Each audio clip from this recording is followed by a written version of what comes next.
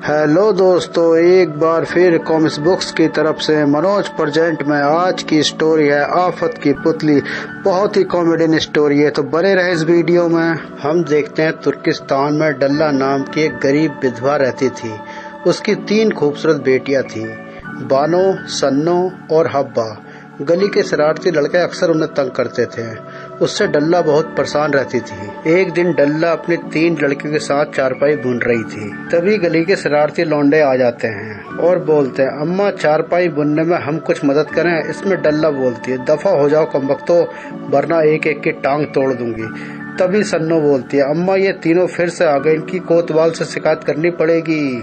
तभी गली से आते हुए जुम्मन पहलवान ने लड़कों को ललकारा और बोला, ठहर जाओ हरामजादो, अभी बताता हूँ तुम्हें। तो लड़के वहाँ से कहते, भागो पहलवान आ गया। जुम्मन डल्ला के पास आता और बोलता, तू घबरा मत डल्ला, मैं इन सालों की हड्डी पसली तोड़कर रख दूंगा, अब ये कभी इधर नहीं आएंगे। डल्ला बोलती है, तुम्हारी बड़ी मेहरबानी भाईजान, बिना शौहर के एक गरीब औरत का जीना मुहाल होता है।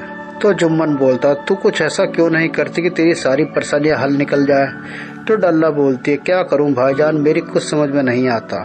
जुम्मन बोलता है, तू बानो की शादी मेरे साथ कर दे, बाकी दोनों की शादी मैं ही करा दूंगा। इस पर डल्ला गुस्सा होते हुए बोलती है, दूर हट जा नासपिटे, मैं तो तुझे अपना हमदर्द समझ बैठी थी, तुझे जरा लिहाज नहीं आती। ऐसा कहते हुए बानो तेरी बेटी के समान है। उसके बाद जुम्मन जाते हुए बोलता, सोच ले बुढ़िया, ऐसा दूल्हा तेरी बानों को दूसरा नहीं मिलेगा। तो तीनों लड़कियां कमरे के अंदर से देख रही होती हैं और एक बोलती है, मोटा भैंसा कहीं का। और जुम्मन के जाने के बाद डल्ला रोती है, हाय अल्लाह, मेरा तो नसीब फूट गया, अब मैं क्या करूं। तो बानो बोलती है, रो मत अम्मा, अब मुझे ही कुछ करना पड़ेगा। सन्नो बानो से बोलती है, आपा क्यों ना हम कोतवाल से शिकायत करें। डल्ला बोलती, कोई फायदा नहीं, कोतवाल हम गरीबों की फरियाद क्यों सुनेगा। तो बानो बोलती, क्यों नहीं सुनेगा, उसे हमारी बात सुननी ही पड़ेगी, मैं जाती हूँ उसके पास। उसके बाद बानो कोतवाल पहुँच जाती है और बोलती है, क्यों जी कोतवाल साहब, आपकी हुकूमत में क्या हम गरीबों को मर जाना चाहिए। तो कोतवाल बोलता, अरे अरे कौन हो तुम, क्या बात है, तुम इतनी लाल पीली क्यों हो रही हो, क्या किसी ने सताया है तुम्हें। बानो बोलती है, जी हाँ कोतवाल साहब, सताया, तभी तो मैं आपके पास आई हूँ। जुम्मन पहलवान मुझसे जबरदस्ती निगाह करना चाहता है, क्योंकि मैं गरीब विधवा डल्ला की बेटी हूँ, इसलिए वह मुझ पर अपना हक जता रहा है। उसके बाद कोतवाल बोलते हैं, उसकी तो मैं ऐसी के तैसी कर दूंगा, मैं अभी देखता हूँ उसे, तू घर जा। और बानो के जाने के बाद कोतवाल मंद मंद मुस्कुराता और सोचता है, वाह क्या चांद का टुकड़ा था, इससे शादी रचाने का हक तो सिर्फ मेरा ही बनता है, आज ही चलकर इसकी माँ से बात करता हूँ। और कोतवाल सज धज कर डल्ला के घर पहुंच जाता है। दरवाजा डल्ला ने खोला तो डल्ला बोलते, अरे कोतवाल साहब आइए आइए, तशरीफ रखिए। कोतवाल साहब बोलते, तुम्हारी बेटी जुम्मन पहलवान की शिकायत लेकर आज मेरे पास आई थी। डल्ला बोलती है, हाँ सरकार, मैंने तो बहुत मना किया था पर वह मानी नहीं, उसे आप पर बहुत भरोसा जो है। कोतवाल बोलता है, उसका भरोसा ठीक है, हमें तुम्हारी लड़की बहुत पसंद आई है, हम उसकी शिकायत जरूर दूर करेंगे, उसे बुलाओ जरा। डल्ला बोलती है, अभी बुलाती हूँ। उधर भीतर से दरवाजे से झांकती हुई बानो सन्नो से कहती है, सन्नो जरा देखो तो कैसे सज धज कर आया, मुझे तो इसकी भी नीयत खराब लगती है। सन्नो बोलती है, आप ये तो शकल से नदीदा लगता है, क्यों ना इसे थोड़ा मजा चखाया जाए। उसके बाद सन्नो शरबत में जमाल घोटा मिलाकर कोतवाल साहब को दे देती है और कोतवाल जाते हुए बोलता है, मैं अभी जाकर उस जुम्मन के बच्चे की खैर लेता हूँ। तो ये बानो बोलती है, अब आपका ही सहारा है, वरना वह मोटा भैंसा तो मुझे लेकर ही जाएगा।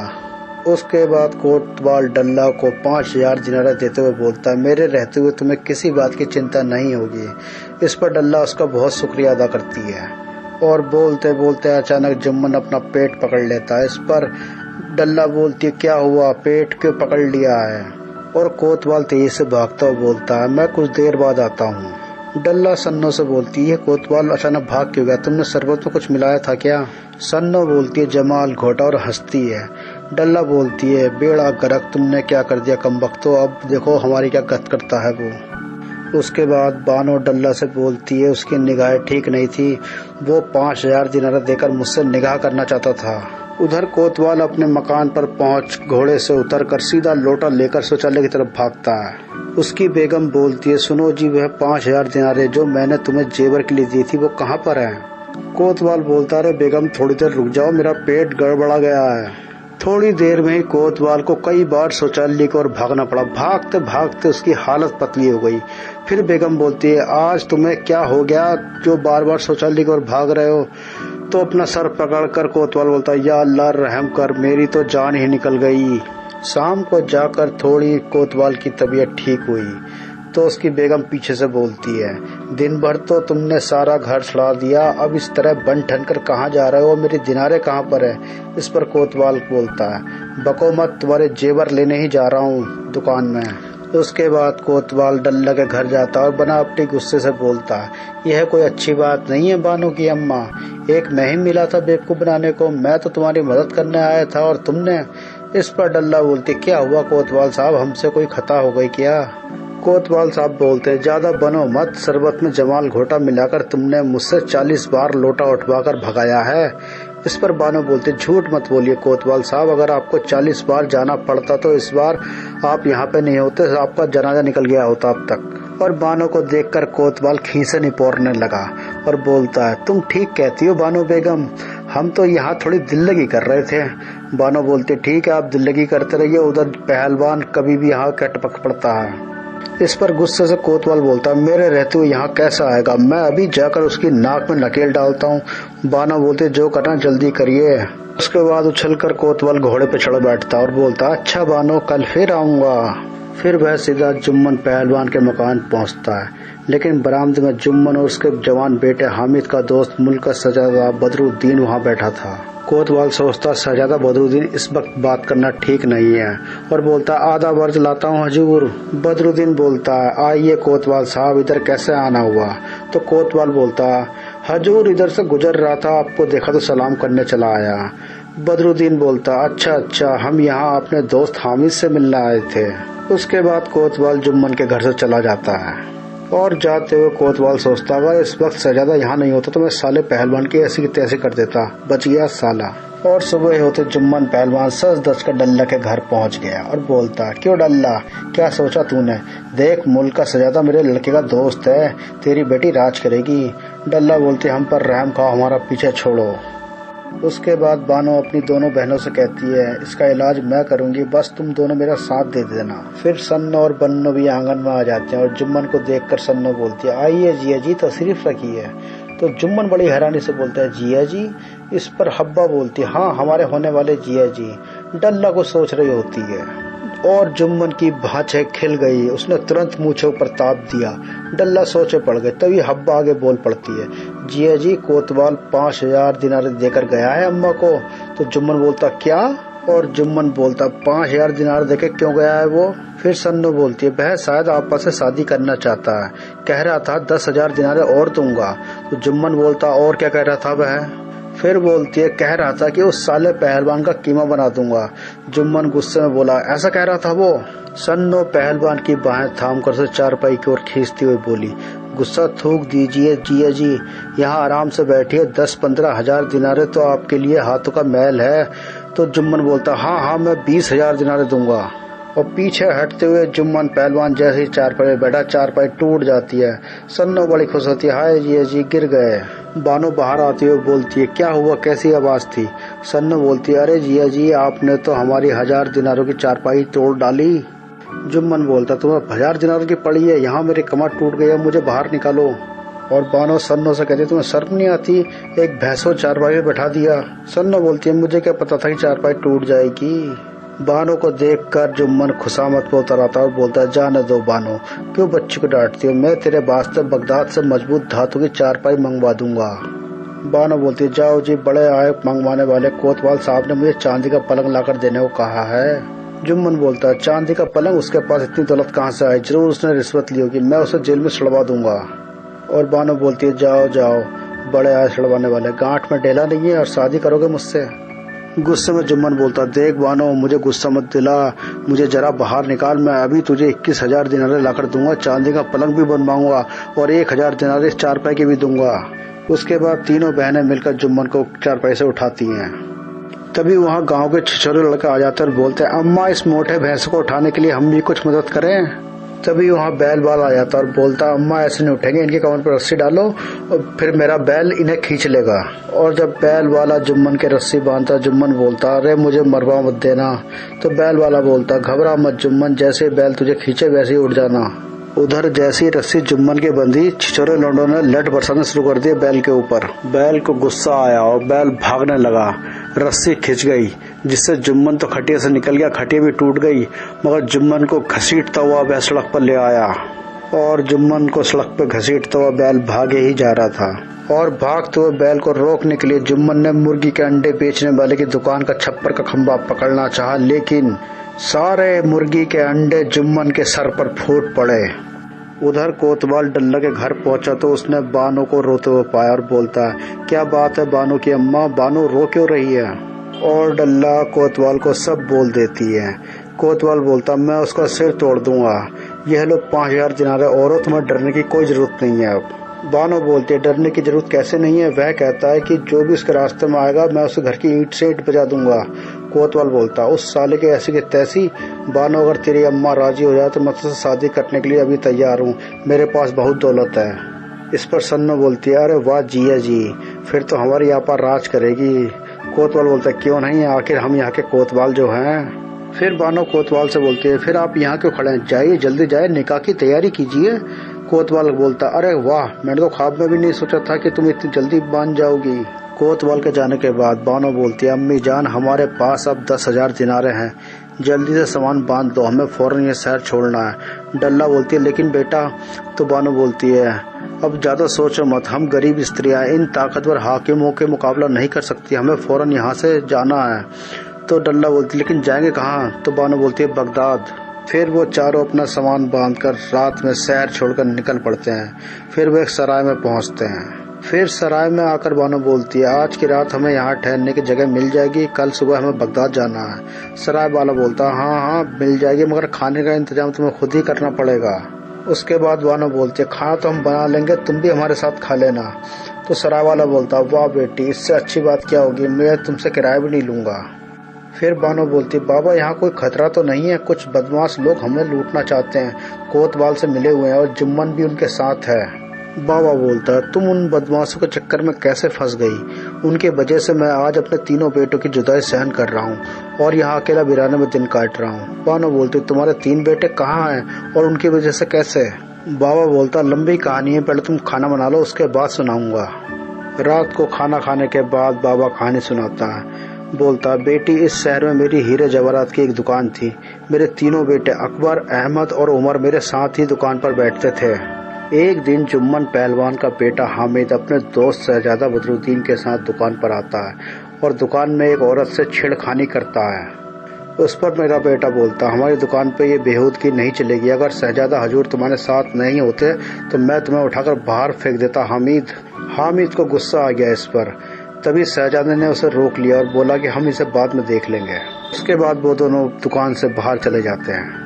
दूसरे दिन कोतवाल सिपाही लेकर दुकान पर आ जाता और बोलता है तुम सब एक तरफ हट जाओ, तुम्हें दुकान की तलाशी लेनी है।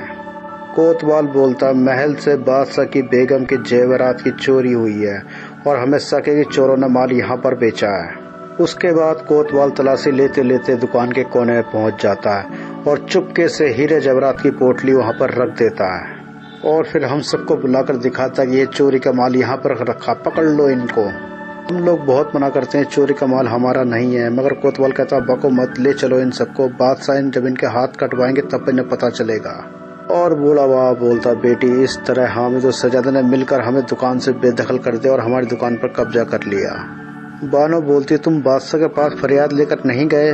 बाबा बोलता फरियाद की थी बेटी, पर बादशाह ने हामिद और शहजादी की चाल को ही सच माना और मुझे कैद खाने में डाल दिया। मैं अभी कुछ दिन पहले छूटा हूँ, तब से मैं यहाँ अकेला दिन काट रहा हूँ। बानो बोलती है और तुम्हारे तीनों बेटे कहाँ पर हैं?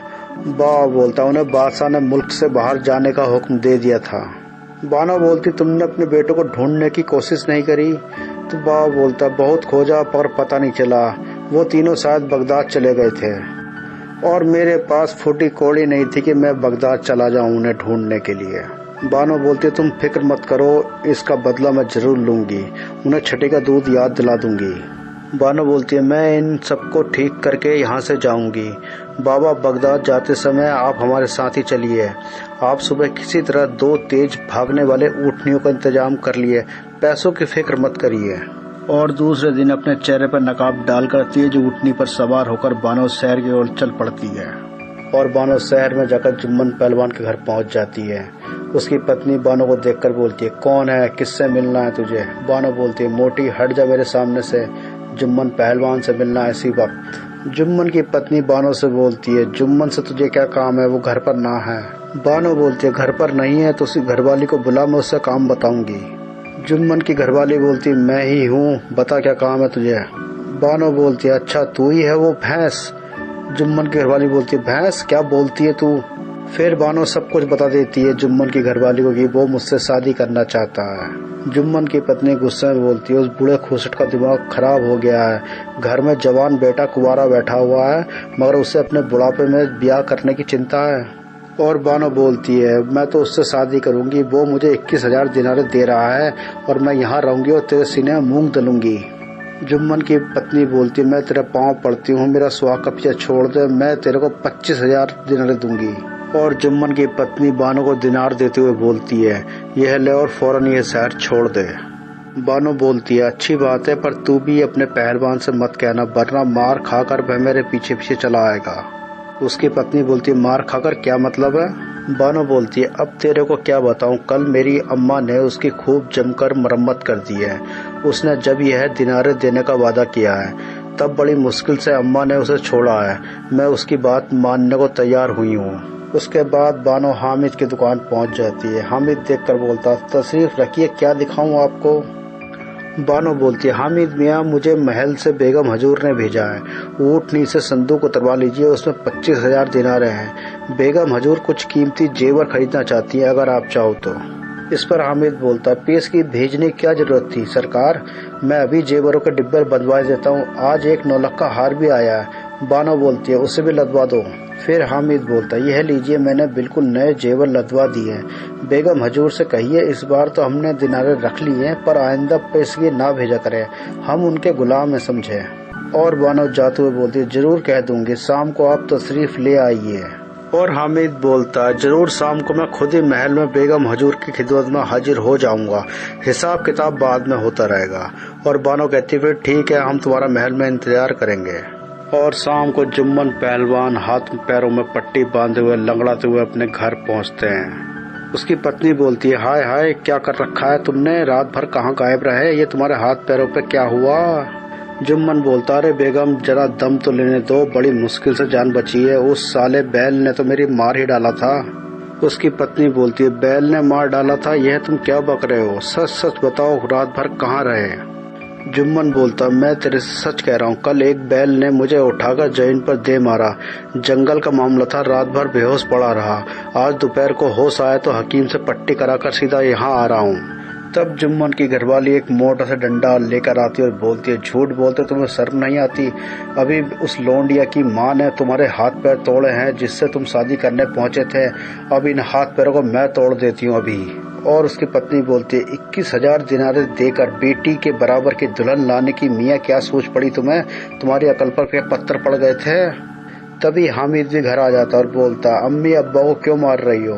तो उसकी अम्मी बोलती है पूछ ले इस कल मुँह से, जवान बेटे का बाप होकर दूसरी शादी करने चला है। और हामिद बोलता क्या यह सच है अब्बा, उधर मेरा लाखों का नुकसान हो गया और इधर आप यह गुल खिला रहे हैं। उसकी अम्मी बोलते लाखों का नुकसान, क्या बक रहा है तू? हामिद बोलता है ठीक कह रहा हूँ अम्मी, एक लड़की ने मुझे दिनारे से बड़ा संदूक लाकर दिया और कहा कि बेगम हजूर ने महल में जेवर मंगवाए हैं। तब उसकी अम्मी बोलती है हाय हाय वह बानो ही होगी, मैंने ही उसे 25,000 दिनारे दी थी तेरे बाप ने उसका पीछा छुड़ाने के लिए, वह क्या वह तुझे भी ठग कर चली गई? हामिद रोता वो बोलता हाय अम्मी मैं तो लूट गया, बर्बाद हो गया, वह धोखेबाज लड़की महल भी नहीं पहुंचेगी, अब मैं क्या करूं? उसकी अम्मी बोलती है अब क्या करेगा बेटा, इस बूढ़ी घोड़ी लाल लगाम से ही पूछ ले, अब हम क्या करें, बुढ़ापे में शादी करने का शौक चढ़ाया था इसे। इस बार जुम्मन ने भी गुस्से से सिर ऊपर उठाया और बोला पर मुझे क्या पड़ी थी उसे दिनार देने की? तब उसकी पत्नी बोलती है गुस्से में ना देती तो क्या मैं अपनी छाती में उसे सौत के बैठा लेती? हामिद गुस्से में बोलता अब तुम लड़ना बंद करो, मेरा लाखों का जेवर चला गया और तुम लड़ रहे हो। फिर जुम्मन और उसका लौंडा हामिद दोनों कोतवाल के पास आ जाते हैं। जुम्मन बोलता कोतवाल से, बानो ने हमें ठग लिया कोतवाल साहब, वह हमारे लाखों के जेवर हड़प कर भाग गई।